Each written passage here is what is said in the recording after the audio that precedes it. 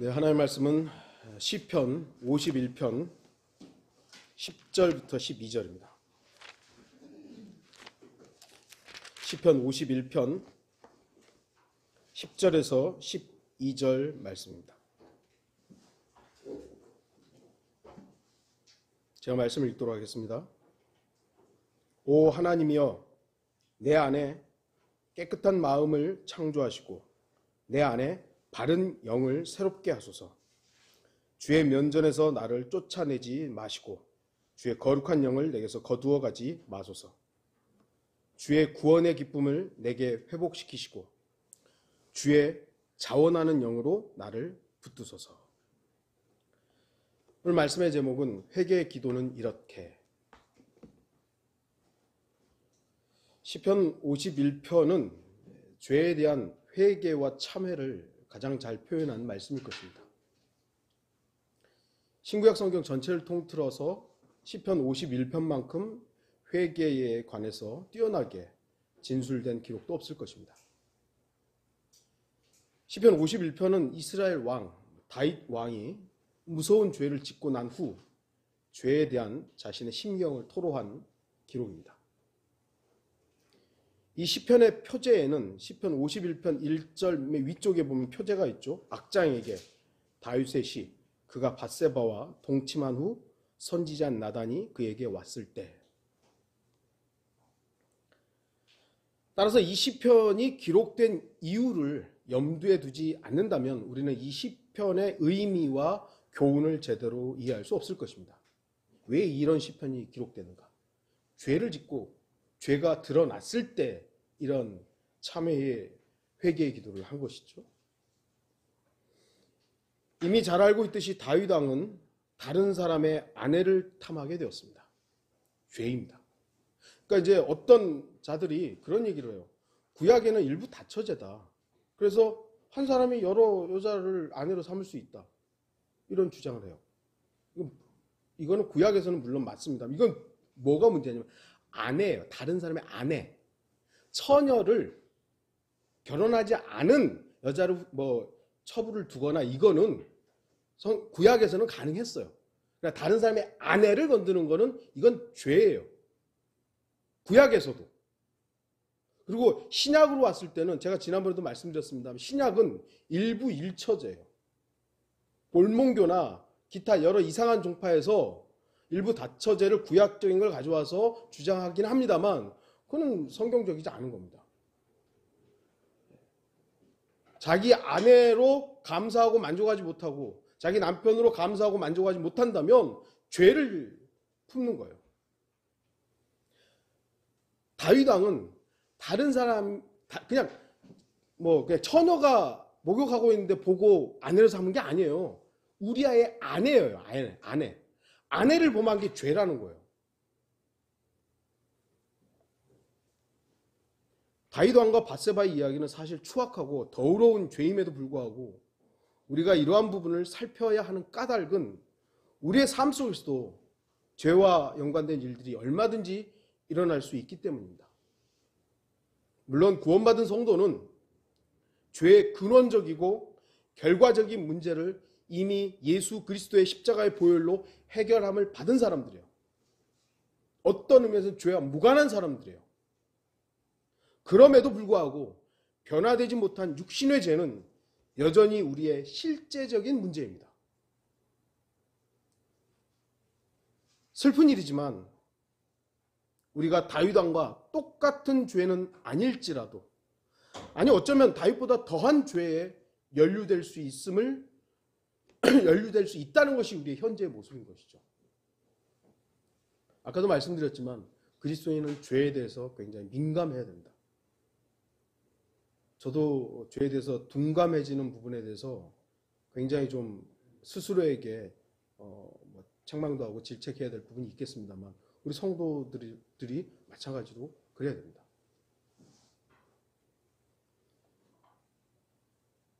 그렇기 때문에 우리는 본문을 통해 다윗 왕의 심경으로 우리 자신의 문제를 바라봐야 합니다.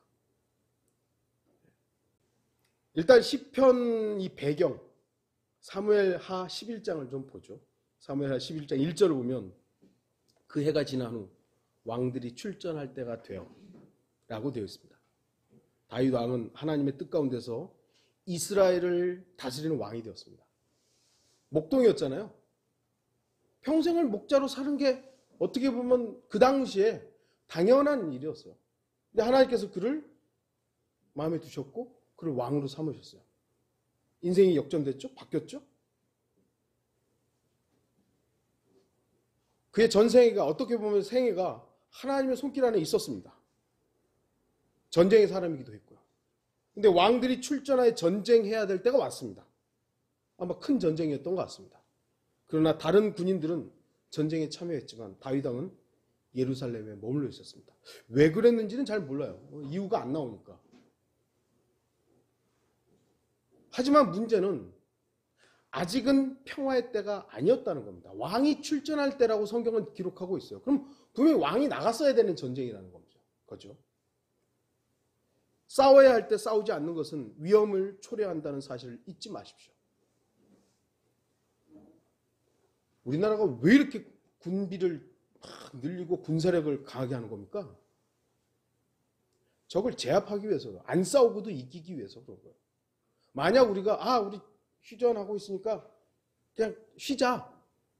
그리고 북한의 군사력이 우리를 압도해보면 우리는 어떻게 하겠어요? 말하는 대로 해야 될 거 아니에요. 안 되는 거잖아요. 중국과 일본의 그런 세계 군비가 여기다 몰려 있는데 우리나라의 어떤 나름의 군사력이 강하지 않으면 계속 당하는 거예요. 싸워야 할 때는 싸워야 되는 것이죠. 나는 평화주의자야. 마귀는 그렇게 생각하지 않습니다. 그리스도인도 영적 전쟁을 치열하게 싸우는 중에 막 싸울 때요, 실패하거나 실족하는 경우는 거의 없습니다. 왜냐하면 그 영적 전쟁을 이기기 위해서 기도하고 전적으로 하나님만 신뢰하기 때문이죠. 하나님 도와주십시오. 하나님 도와주십시오. 이 전쟁을 이기게 해주십시오 하는 죠. 그런데 오히려 영적 어려움이 사라지고 한가롭게 아무 일이 없다고 생각할 때 바로 그때가 가장 위험합니다. 지난주에도 설교 중에 얘기했죠. 승리 이후가 오히려 더 위험하다고. 다윗 왕은 저녁 시간 한가로이 지붕 위를 거닐다가 한 여인을 보게 됩니다. 사실 밧세바와 다윗 왕의 만남은 우연한 일이었습니다. 여러분들 기억나실지 모르겠습니다. 어떤 교주가 그 시간에 밧세바가 나와서 목욕한 건 이건 다윗을 유혹하기 위한 의도가 있었다. 기억나세요? 그건 그 인간의 머릿속에 그런 것만 들어있기 때문이에요. 성경은 어떤 얘기도 없어요. 우연한 일이에요.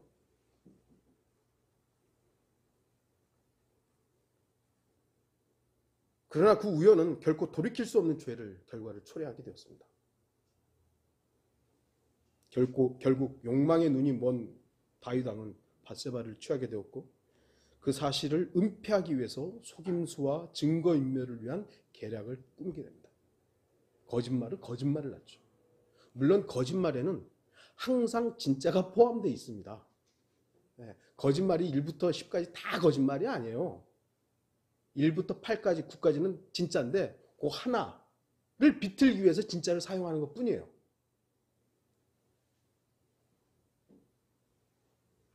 그러나 이 모든 일은 다윗 왕 자신뿐만 아니라 하나님께서도 알고 있었던 일입니다. 우리의 모든 일들이 사람들을 속일 수 있어요. 제가 아내를 속일 수 있고 아내도 남편을 속일 수 있고 자식도 속일 수 있고 심지어는 법원도 속일 수 있죠. 그러나 하나님은 못 속여요. 그 심판을 그가 그리스도인이라면 그리스도의 심판석에 설 거 아니에요. 그리스도인이란 말이에요. 만약 그리스도인이라면 백보자 심판에 서겠죠? 그때 뭐라고 할 거예요 도대체? 하긴 양심이 마비되면 자기가 하고 있는 거짓말이 진짜라고 믿는 그런 사람이 되기 때문에 뻔뻔스럽게 계속 거짓을 얘기하겠지만 그건 마귀에게 완전히 점유당한 거죠. 마귀화 돼버린 거죠. 그러지 않는 이상은 양심이 계속 얘기를 하거든요. 그리고 정말로 하나님 앞에서 회개하고 자백한다면 다윗처럼 해야 되는 거예요. 다윗처럼. 시편 139편 8절 내가 하늘로 올라갈지라도 주께서는 거기 계시며 내가 지옥에 잠자리를 마련한다 하여도 보소서 주께서는 거기 계시나이다. 하나님은 안 계신 곳이 없어요. 무소부재하시다 그러죠. 무소부재. 없는 곳이 없어요. 전 만물을 창조하신 그분께서 그 눈길이 안 가는 곳이 있겠습니까? 잠시 윙크하시고 눈 감는 부분은 계실지 모르지만 하나님께서 계시지 않는 곳은 없습니다. 우리를 제가 지난번에도 말씀드렸지만 하나님께서 우리 가운데 계시다라는 것은 우리 하나님 저 멀리 계신데 나를 아니요. 하나님 내 안에 계시잖아요. 내 안에 계시는 거예요. 그래서 우리를 모를 수가 없어요. 분명히 다윗 왕은 추악한 죄를 저질렀고 그 결과 다윗 왕은 하나님의 선지자 나단에게 책망을 받습니다. 그게 이제 사무엘하 12장 7절부터 쭉 나오는 내용이죠. 어쩌면 다윗 왕은 완전 범죄를 꿈꿨을지도 모릅니다. 요압한테 우리야 전쟁 가운데로 보내라고, 전쟁이 치열한 곳으로 보내라고, 그거 죽이라는 얘기죠. 근데 요압은 묻지도 않아요. 왜 그래야 되죠? 우리야 이런 장수를 왜 묻지도 않아요. 다윗 왕의 범죄는 우리아의 죽음으로 마무리가 될 수 있었고 남편을 잃은 밧세바는 인자한 왕에 의해서 인자한 왕이 위로하기 위해서 아내로 삼았다는, 어쩌면 다른 사람은 칭찬했을 수도 있죠. 야, 저렇게 전쟁 가운데 남편을 잃은 밧세바의 슬픔을 왕이 거둬줬구나. 그랬을 수도 있죠. 그러나 하나님께서는 다윗 왕의 그런 행동을 불쾌하게 여기셨습니다. 사무엘하 11장 27절 애곡이 끝나자 남편의 죽음으로 인해서 밧세바가 울고 있었던 거죠. 애곡, 우리나라에서 49제가 됐든 그렇게 울고 있었던 거예요. 끝나자 다윗이 보내 그녀를 그의 집으로 데려왔으며 그녀가 그의 아내가 되었고 그에게 아들을 낳으니라. 그러나 다윗이 행한 그 일이 주를 불쾌하게 하였더라. 사람들한테는 칭찬받았을지 모르지만 하나님께는 불쾌하게 여기셨던 것입니다. 죄는 하나님을 불쾌하게 합니다. 여기 불쾌하다라는 것은 화가 났다, 기뻐하지 않는다, 이런 의미예요. 죄는 분명히 하나님을 화나게 합니다. 하나님이 얼마나 죄에 대해서 미워하시는지 전 인류를 쓸어버리잖아요. 자신이 피조한 피조물을 지옥에 보낼 정도로 하나님은 죄에 대해서 어떻게 보면 경멸하시는 거예요. 그래서 죄를 얼마나 미워했는지 아들을 죽이면서까지 죄의 문제를 해결하시는 거예요. 성경 어디에서도요, 죄를 기뻐하시는 하나님을 찾을 수 없습니다.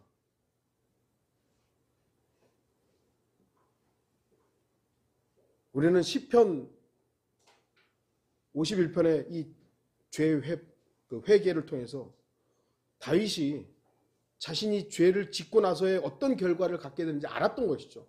그래서 하나님께 회개 기도를 하는 거예요. 이 기도를 통해서 무엇을 회복하고자 했는지를 살펴봐야 됩니다. 그러므로 인해 우리도 죄를 짓게 되면 어떤 결과가 있는지 알아야 하며 육신의 죄의 결과로부터 벗어나기 위해 죄로부터 멀어져야 하며 혹시 죄를 짓는다고 해도 그 원래의 상태를 회복하기 위해 다윗 왕과 같이 회개해야 하는, 자백해야 함을 배워야 하는 것입니다. 10절을 좀 다시 보겠습니다. 오 하나님이여 내 안에 깨끗한 마음을 창조하시고, 이렇게 간구합니다. 죄에 대해서 지적을 받고 넌 죄인이다, 네가 죽어야 된다 했을 때 하나님 앞에 내 안에 깨끗한 마음을 창조하시고 간구합니다. 죄는 더러운 마음을 만듭니다. 다윗 왕이 죄를 지을 때 그 마음은 결코 깨끗하지 않았습니다. 욕심으로 마음은 부패하게 되었고 죄를 생각했고 죄를 계획했습니다. 얼마나 머리가 팍팍팍 돌아가는 겁니까? 밧세바를 취하고 나서 우리아를 죽여야 되겠다. 머리가 팍팍팍 돌아가는 거예요. 이게 누가 주는 지혜겠어요? 마귀가 주는 지혜죠. 하나님이 그런 지혜 줬겠어요? 우리아를 전쟁 가운데 보내라고. 다 무마할 수 있는, 완전 범죄를 꾸밀 수 있는 머리가 돌아가는 거예요. 인간은 그래요. 우리 역시 내 죄를 가리기 위해서 얼마나 머리가 팍팍팍 돌아가는지 몰라요. 더러운 마음으로 인해 다윗 왕은 결국 하나님을 불쾌하게 했습니다. 더러운 마음이 먼저입니까? 죄가 먼저입니까? 이건 뭐 어떤 순서가 있다고 할 수는 없습니다. 다윗 왕이 욕심을 품었을 때, 다른 여인의 모습을 보고 음욕이 품겨졌을 때 죄가 시작되었고, 죄의 시작은 결국 다윗 왕의 마음을 더럽고 추잡하게 한 거예요. 그래서 그리스도인들, 우리 남자가 여자가 됐든 엉뚱한 마음들 순간적으로 품을 수 있죠. 우리 육신을 입고 있으니까. 그럼 그때 어떻게 해야 돼? 그걸 계속 끄집어다 사용해야 됩니까? 아니죠. 아니다. 그게 의지예요. 자기 자유의지예요. 하나님께서 우리에게 허락하신 의지예요. 거기서 멈추고 이건 더러운 일이라고 하는 것을 하나님이 우리에게 그렇게 하라고 하는 거죠. 그런데 그거를 계속 품고 있다. 그거 죄가 되는 거죠. 죄가 잉태해서 결국 사망에 가는 거예요.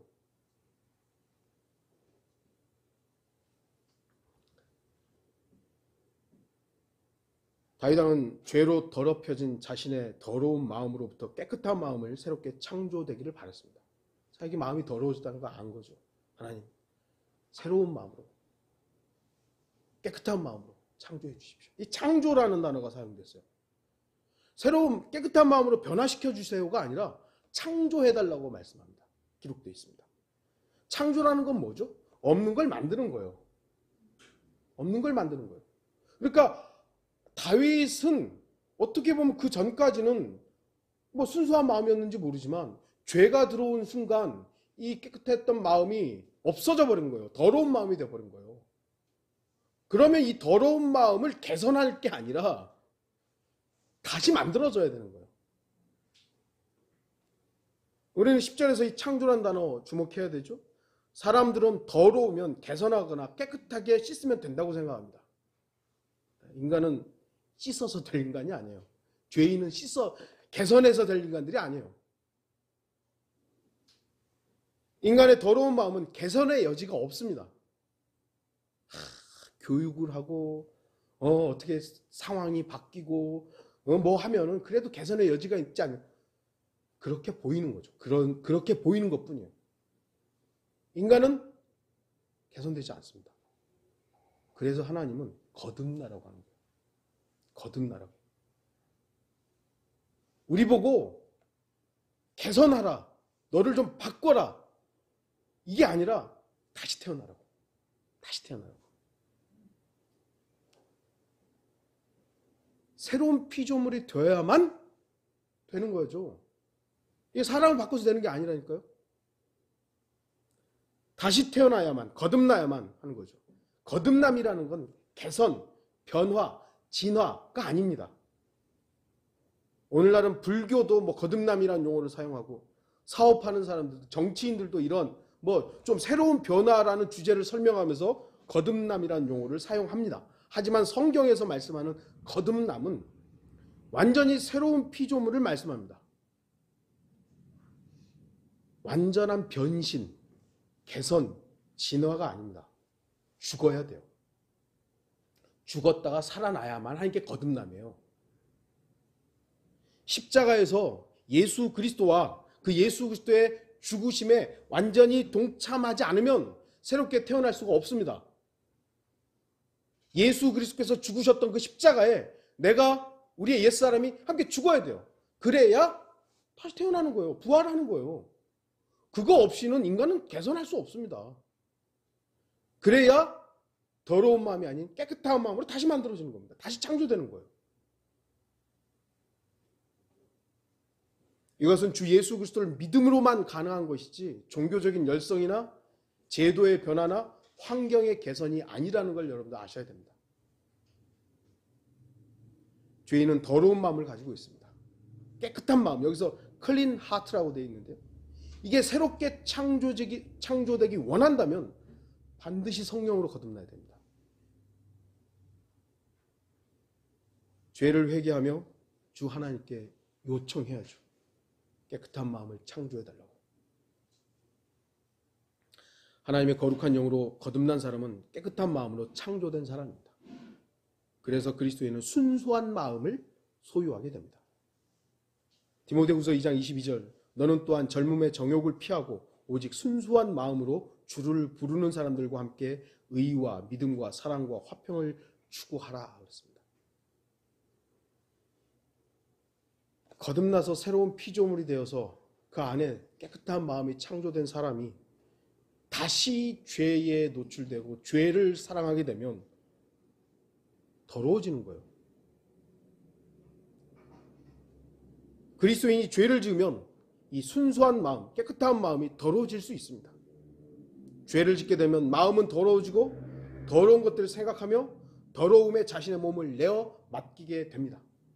그래서 죄를 지은 사람이 회개하여 주님께로 돌이키면서 주님 앞에 요청해도 깨끗한 마음을 회복할 수 있도록 주님 깨끗한 마음을 회복시켜 주십시오.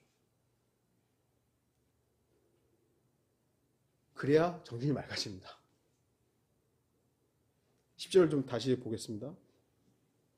10절 중간을 보시면 내 안에 바른 영을 새롭게 하소서. 이 바른 영, right 영, 스피릿입니다. right spirit. 새롭게 해달라고 그러죠. 왜냐하면 죄는 우리 안에 바른 영을 소멸합니다. 바르다라는 것은 올바르다는 거죠. 올바른 영이에요. 바른 판단력, 정확한 분별력을 죄가 가로막습니다. 뭐가 올바른지를 몰라요. 자기 오름대로 하는 거죠. 바른 영이 사라진 자리에는 바르지 않은 영, 더러운 영, 무지의 영, 악한 영이 틈타게 됩니다.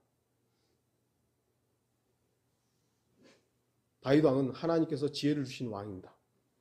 명철이 뭔지 알았던 왕입니다. 그의 다른 시편을 통해 볼 때 다윗 왕은 전적으로 하나님만을 의뢰했던 사람입니다.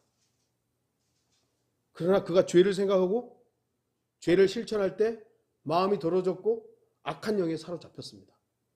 그러므로 인해 분별력을 잃게 된 것입니다. 무엇이 옳고 무엇이 그른지 판단하지 못하게 된 것입니다. 죄란 무엇이고 죄가 뭐죠? 죄가 뭐죠? 어떤 짓거리? 아니요. 하나님으로부터 벗어나는 것. 하나님으로부터 벗어나는 게 죄예요. 그래서 하나님이 하지 말라고 하는 일들이 죄의 결과물들이죠. 하나님의 방법이 아니라 자기 방법을 사용하는 것. 죄란 하나님의 생각이 아닌 자기 생각을 주장하는 것. 자기의, 자기 오름대로 사는 것. 그게 바로 죄예요. 제가 우리 어떤 분하고 제가 지금 사무실에 있는 직원하고 교제하면서 잠깐 얘기했던 것 같은데요. 나는 내가 옳다고 생각하는 게, 내가 바르다고 생각했던 게 이게 죄가 될지 몰랐었다. 그래서 그분도 그러네요? 그러더라고요. 그걸 깨닫는데요. 저는 꽤 많은 시간이 걸렸는데 그분은 그 한마디를 딱 듣더니 일반 교회 다니는데도 그 말을 딱 듣더니 그러네요 하더라고요. 저보다 훨씬 영적인 분이시죠? 그런 부분에서는. 다윗 왕은 밧세바를 취할 때 바른 영의 인도를 받지 못했습니다. 정말 바른 영의 인도를 받았다면 안 했겠죠. 멈췄겠죠. 다윗 왕은 악한 영에 사로잡혔고 악한 방법과 악한 생각으로 가득 차 자기 길을 갑니다. 그래서 요압에게 우리아를 어떻게 해라. 방법들이 쫙쫙쫙 나온다니까요. 그런데 그 길에서 벗어나게 해달라고 다윗 왕은 간구합니다. 바른 영을 회복시켜달라고. 오늘날도 수많은 사람들이 자신의 눈에 오른 대로 삽니다. 자신의 눈에 오른 대로 살며 행동하는 사람은 악한 영에 사로잡혀 있는 것입니다. 성경이 옳은 거지 우리가 옳지 않거든요. 그렇지 않습니까? 성경이 하나님 말씀으로서 바른 것이지 내가 마치 성경의 모든 것을 판단할 수 있는 양 성경대로 말이야 이렇게 해야 되고 저렇게 해야 되고 이렇게 해야 되고 그걸 누가 결정하는 거예요? 자기가 결정해놓고 마치 자기는 성경대로 다 하고 있느냐. 아주 교만한 자리에 저도 있어 봤기 때문에 그 얼마나 하나님 앞에서 불경한 건지를 알게 된 겁니다. 우리 자신도 죄를 지으면 악한 영에 사로잡힙니다. 우리가 죄를 지을 때 성령의 인도하심을 받았다고 누가 감히 말할 수 있습니까? 만약에 그렇게 얘기한다면 그 사람은 그 말을 하는 자체가 마귀에게 잡힌 거죠. 자기가 죄를 지면서 어떤 자기 생각대로, 자기 계획대로 막 하면서 하나님이 인도해 주셨다고. 그 자체가 지금 마귀에게 속고 있는 것이죠. 우리나라는 그런데 그런 목사들이 너무 많아요. 저도 한때 그랬었고. 성령님의 인도를 받지 못하는 사람은 바른 영이 아닌 다른 영의 인도를 받고 있는 것입니다. 그 다른 영이 뭐겠습니까? 성경에서는요, 성령과 악령 둘, 사람의 영도 물론 있고 짐승의 영도 있고 그렇습니다만 굳이 크게 따진다면 마귀의 영과 하나님의 영, 성령 둘이에요. 그러니까 내가 성령의 인도하심을 받지 않는다면 그건 마귀의 영의 인도함을 받는 거예요. 내가 마귀의 영의 인도함을 받는다면 그거는 성령의 인도함을 받는 게 아니죠.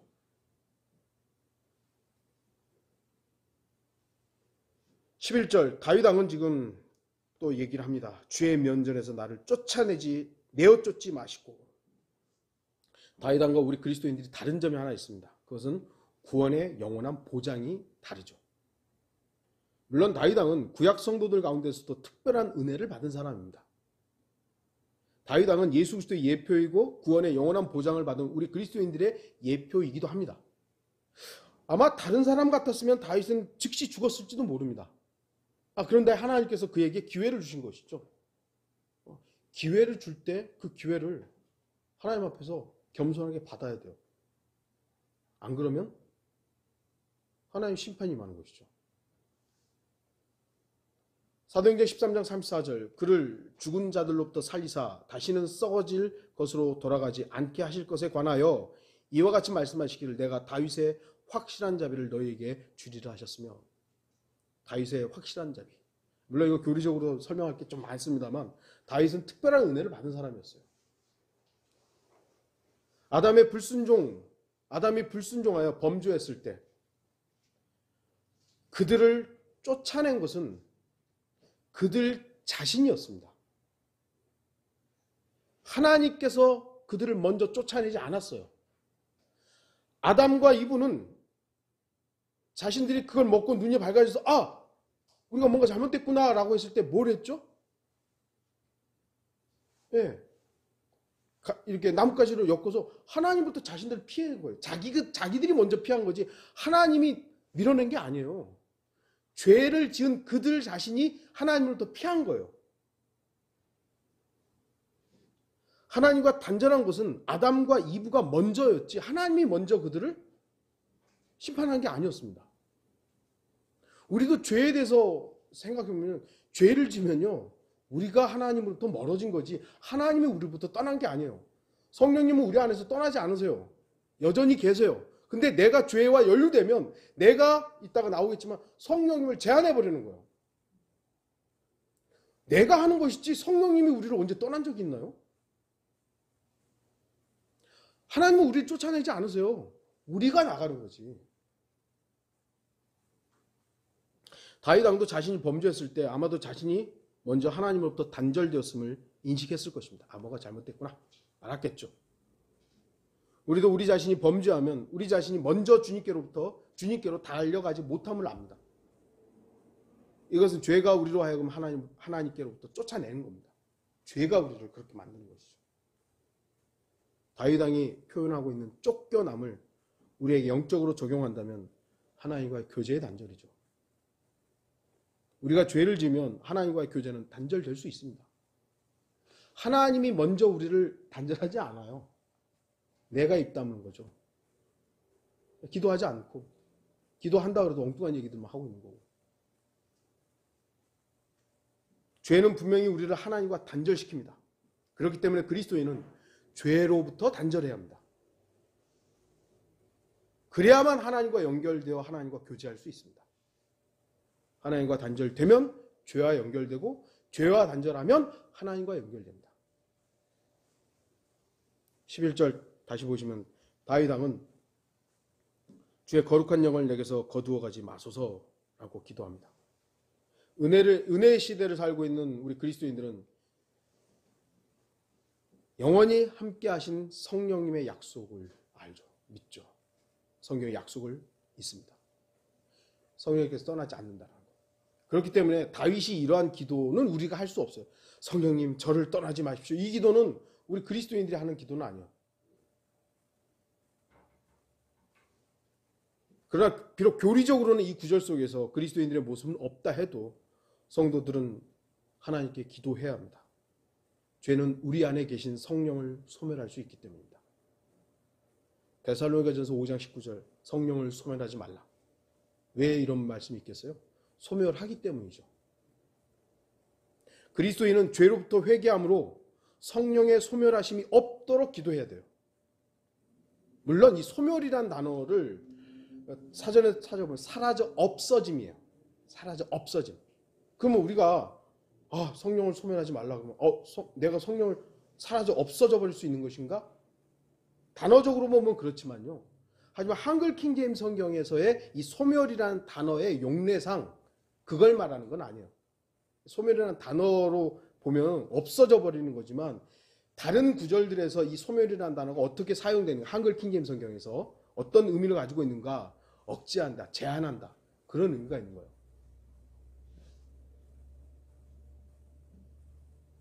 나의 죄가 성령님의 역사를 내 안에서 제한하고 억제하지 않도록 죄로부터 우리 멀어져야 되는 거죠. 내가 죄와 연루되게 되면 아까도 말씀드렸듯이 성령님은 내 안에서 떠난 적이 없어요. 떠날 수도 없는 거고. 그리고 내가 죄를 지음으로 인해서 성령님의 사역들, 성령님의 역사하심들 내가 제한해버리는 거예요. 다 막아버리고. 나한테 그럴 능력이 있는 것인가? 나한테는 없어요. 죄가 그런 거죠. 죄가. 죄의 능력은 죽음이잖아요. 어떻게 보면 죄의 능력은 아들 하나님도 죽이시는 거예요. 그래서 하나님께서는 죄에 대해서 그렇게 극도로 경계하시고 무서운 심판을 하시는 겁니다. 12절로 넘어가면요. 주의 구원의 기쁨을 내게 회복시키시고 라고 간구합니다. 죄는 우리로 하여금 구원의 기쁨을 잃어버리게 합니다. 오늘 우리가 288장을 불렀죠. 복의 근원 강림하사. 이 찬송의 작사를 하신 분이 로버트 로빈슨이라는 분이에요. 그런데 이분이 이제 말년에 그리스도를 떠나서 죄의 길을 살게 되었습니다. 육신적으로 살았던 것이죠. 그래서 일찍이 경험했던 주님과의 행복한 교제를 잃어버렸습니다. 구원의 기쁨도 잃어버리고 그 결과 그는 영적으로 깊은 어려움에 처하게 되었습니다. 그나마 그는 이대로는 안 되겠구나. 다시 마음의 안정을 찾아야 되겠다. 그래서 여행을 하기로 결심을 합니다. 그래서 이 정도의 영적인 부분은 남아 있었던 거예요. 그러다 여행 중에 어떤 젊은 그리스도인 자매를 만나게 되었습니다. 이런저런 대화를 하던 중에 그 젊은 그리스도인 여인이 영적인 일들에 굉장히 관심이 많았던 사람이었던 것이죠. 그녀는 자신이 바로 전에 읽은 찬송과 가사에 대해서 너무 감사하다고 이제 막 하는 거예요. 여러분들 예상하겠지만 그 가사를 쓴 사람이 이제 앞에 있었던 거죠.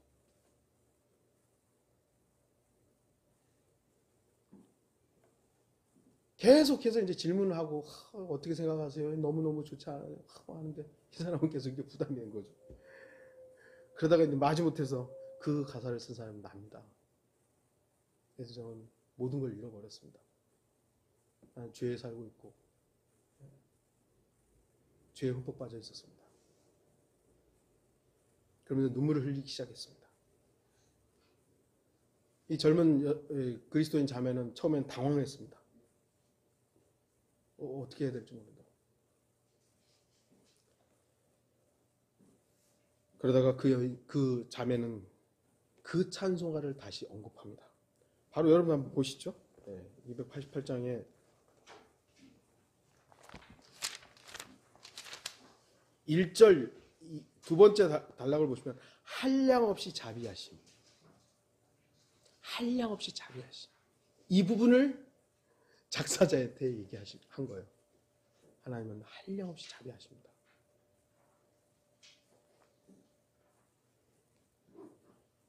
로버트 로빈스는 거기서 깊은 감동을 받은 것입니다.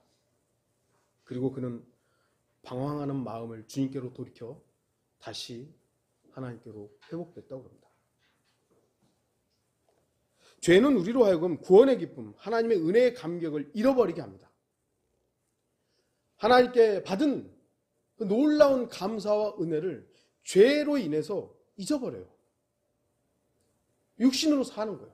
그나마 이분은 내가 이대로는 안 되겠구나 라는 것으로 다시 회복할 수 있는 여지들을 주님 앞에 가졌지만, 그렇지 않고 그냥 죄를 탐닉하고 이렇게 뭐랄까요?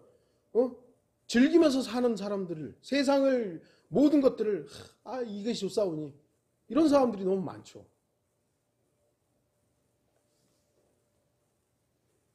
그렇기 때문에 그리스도인은 죄로부터 멀어져야 됩니다.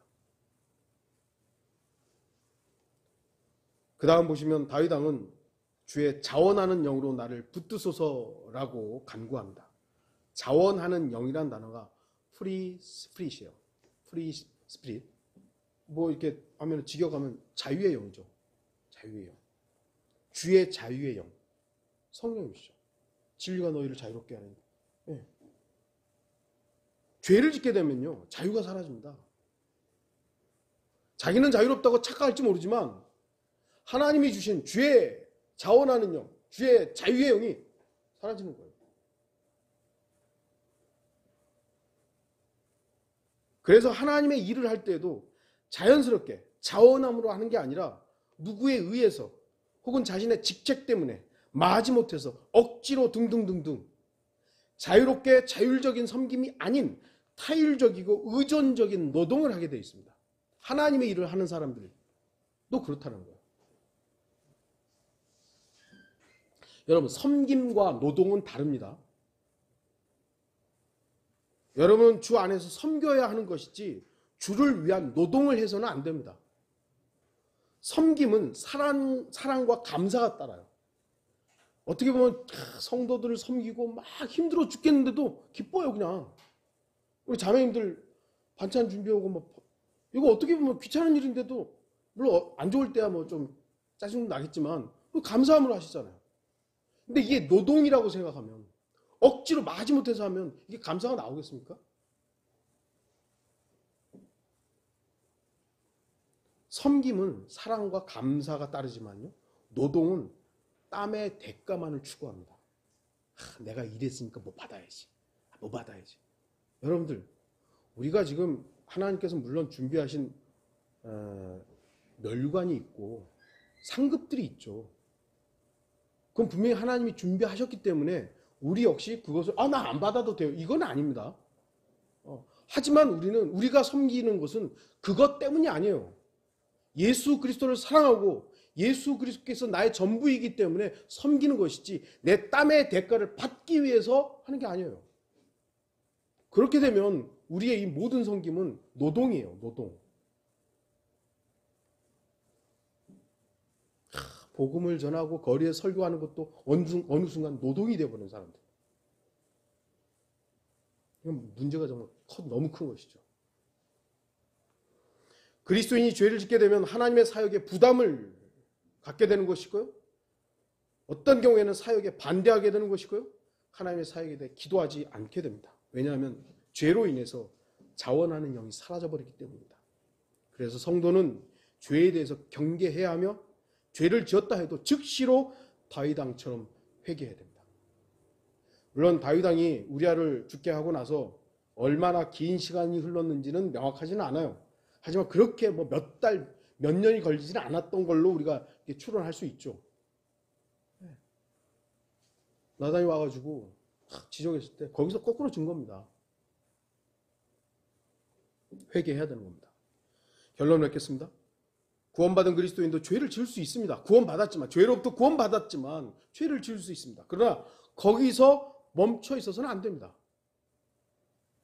만일 다윗 왕이 자신의 죄를 지적하는 나단 선지자를 제거하고 완전 범죄를 꿈꿨다면 모든 사람을 다 속일 수 있었을 것입니다. 나단 선지자가요, 막 사람들 대동해가지고 막 데모하러 온 게 아니에요. 홀로 왔거든요. 그럼 나단 하나만 제거하면 완전 범죄예요. 너만 없으면 돼. 이랬겠죠.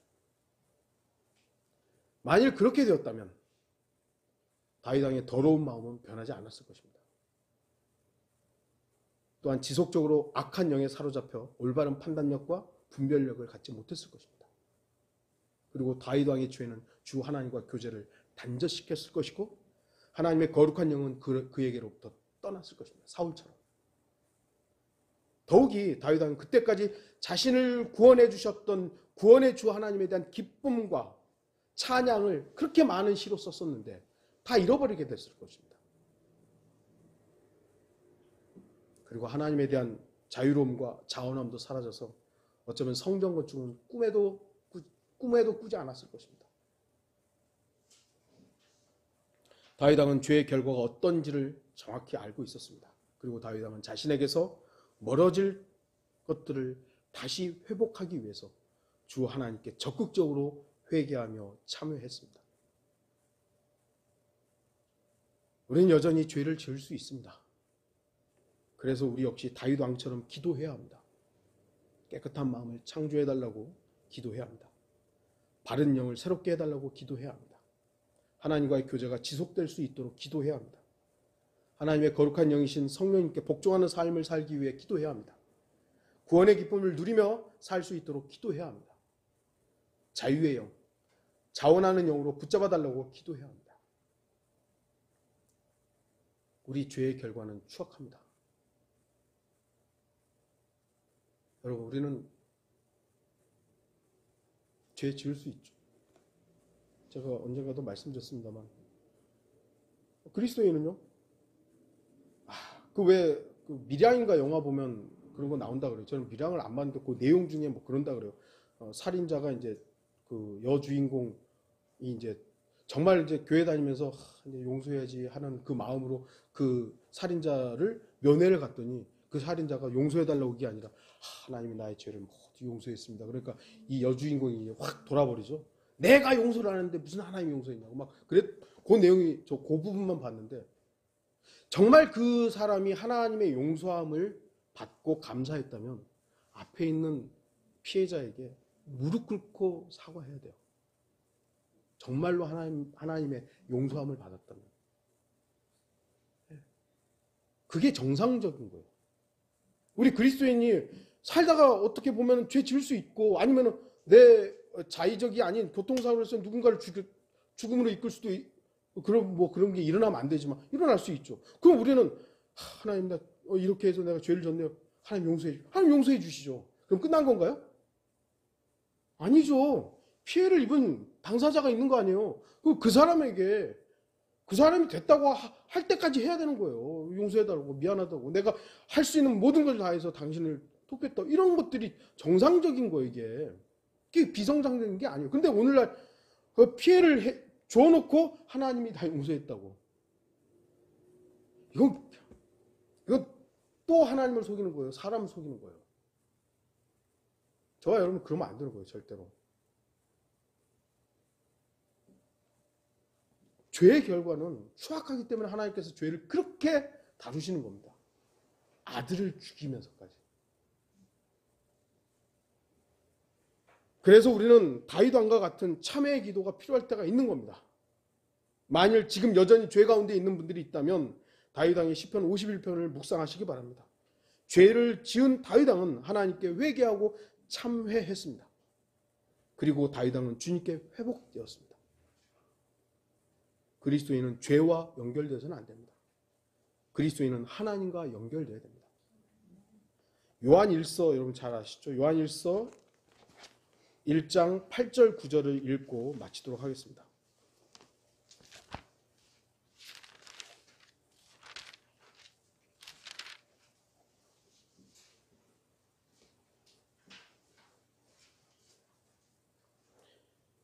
만일 우리에게 아무 죄도 없다고 말하면 우리 자신을 속이는 것이요 진리가 우리 안에 있지 아니하나 우리가 우리 죄들을 자백하면 그는 신실하시고 의로우셔서 우리 죄들을 용서하시며 모든 불의에서 우리를 깨끗하게 하시느니라. 다 같이 기도하겠습니다.